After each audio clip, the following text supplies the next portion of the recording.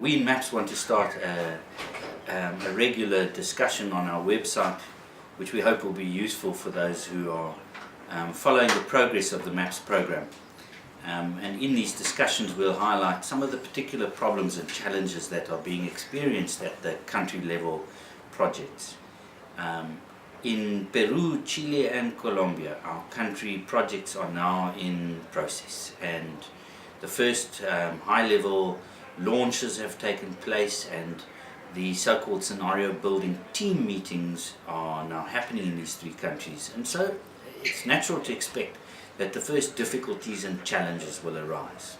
The one we want to look at today is the challenge of sequencing. In other words, what sort of work program does one follow in these MAPS projects?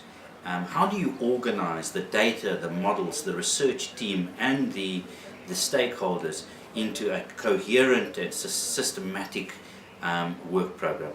And I'd like to ask Harald first of all just to reflect back very briefly on the LTMS. How do we do it in the LTMS? Well, I think in the LTMS we had 6 formal SBT meetings, and the first one really was mainly about getting the team together and rules of the game and commissioning the research teams. The second one was very intensively about data and key assumptions, and had a lot of follow-on. And in the third one we started producing additional results and iterating that in the fourth one. And by the fifth one we were starting to combine the individual mitigation actions into what we then called strategic packages. We moved away from the scenario wording, and by the last one we'd run some results, economy-wide results, also including poverty issues, and we were really wrapping up and getting sign-off on the scenario document and the technical summary, and everybody's saying, okay, the technical work is done, here is what the group of stakeholders is really saying. This makes it sound, of course, that it's quite a well-organized, you know where your starting point and you know where your goal is, but in fact there's quite a lot of iteration and return. So the biggest challenge is yes, you can have a framework for this work program, but you're not going to be able to have a smooth process through that framework. You know? No, smooth doesn't come into it. It's so certainly there was this very wise phrase, we did begin with an end in mind. We did have a sketch of how it would work. I mean, some of them were literally on the back of a napkin. Now, we had a clear idea, and we proposed in the first meeting some things when we were commissioned. But the key challenge really about the work program or the sequencing is to have a clear goal in mind, but also to be flexible about adjusting. And after every single SBT meeting, I remember, Stef, we sat here or somewhere, sometimes with some others, and we said, okay, what happened?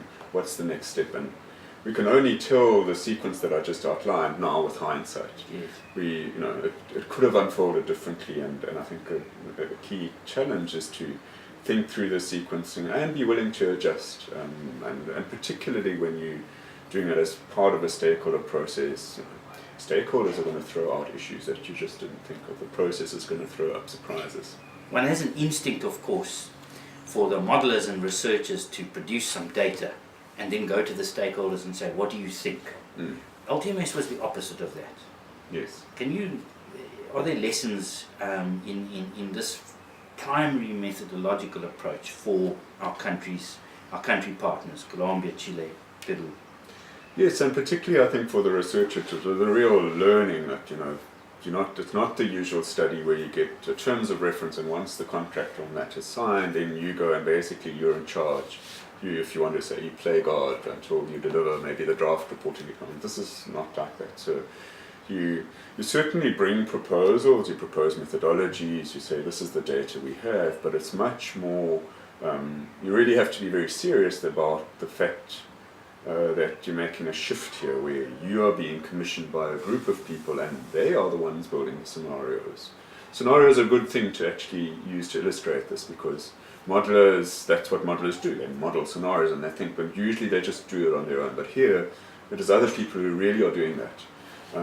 You then getting those instructions, that commission is a good word, to go away and do the detailed work, and then you make that available. And if people don't like the results, they will certainly tell you, and then you go back and you iterate. And it's, that to me is the link between research and process. The fundamental reason for this is trust in the results by the stakeholders. Yes.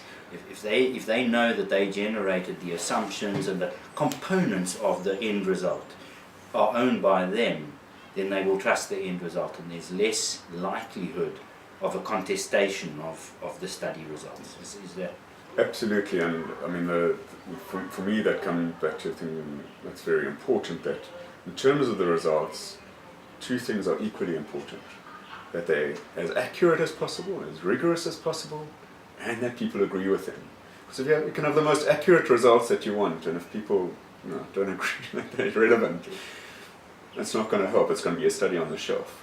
On the other hand, you don't want agreement on information that's poor, right? And so these things, I think, together are what matters, and it's the agreement part that's really different in MAPS. Yes, thank you very much. I invite anybody from outside MAPS or from the MAPS countries to send some questions to us, and we'll debate them in this format from time to time and post our little videos on the internet. Thank you. Bye-bye.